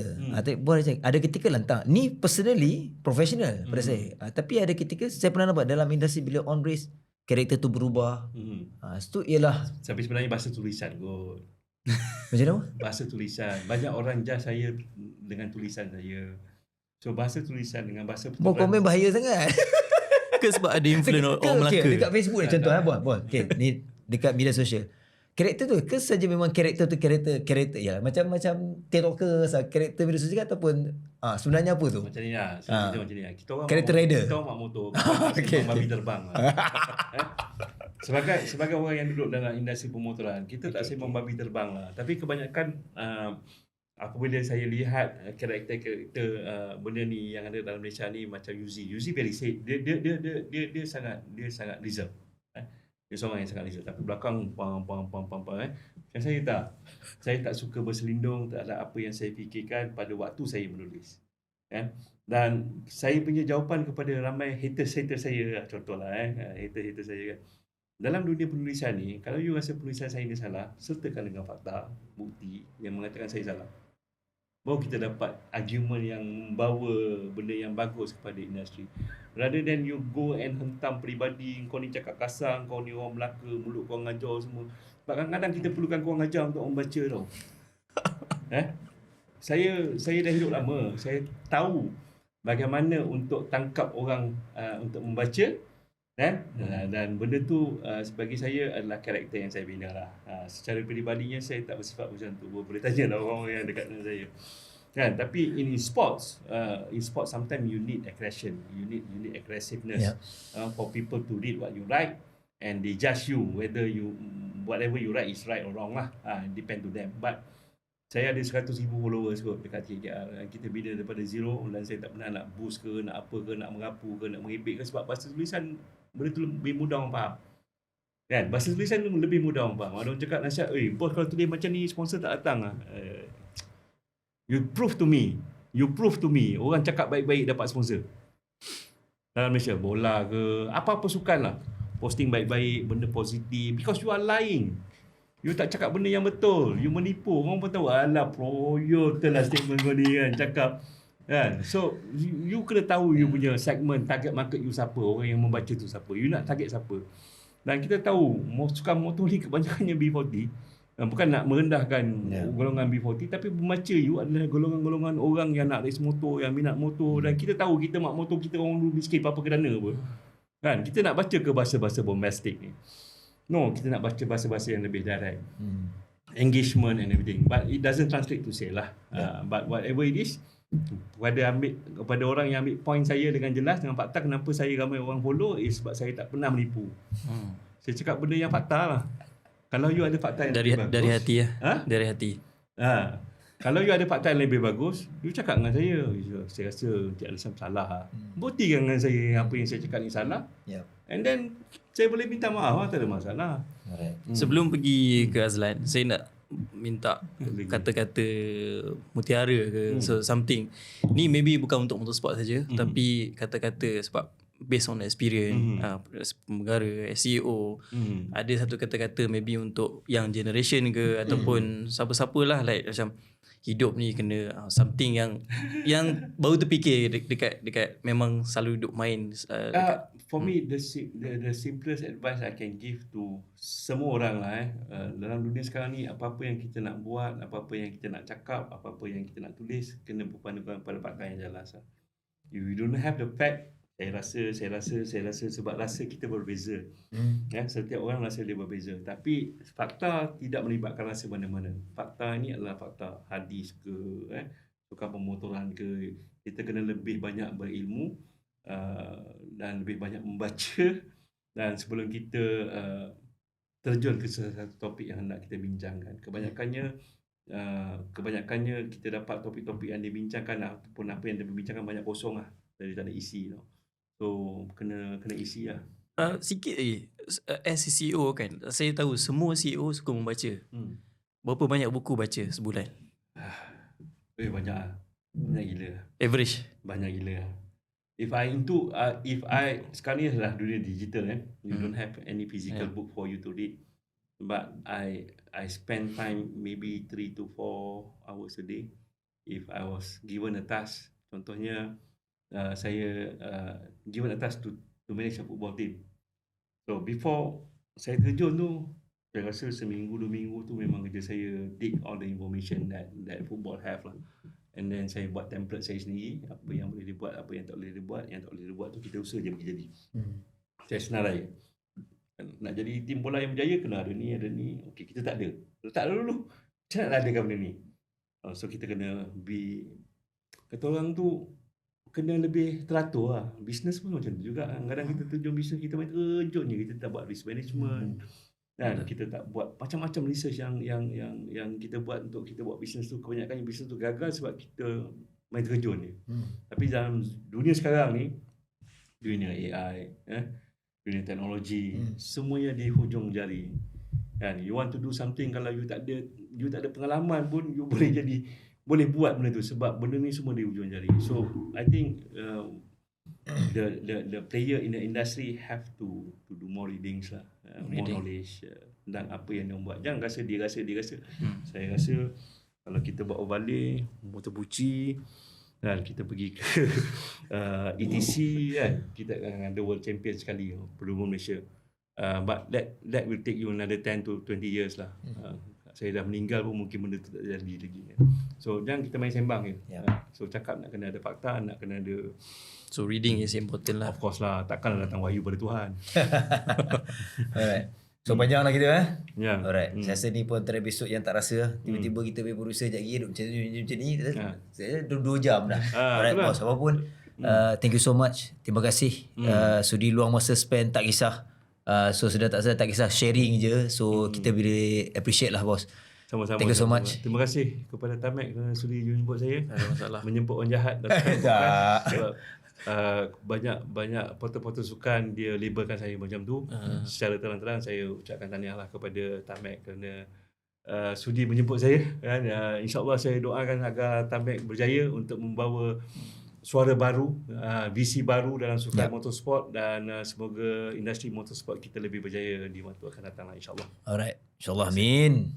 Alright, terima kasih sekali lagi. So kita sampai ke penghujung episod lah untuk kali ni. So terima kasih sekali lagi.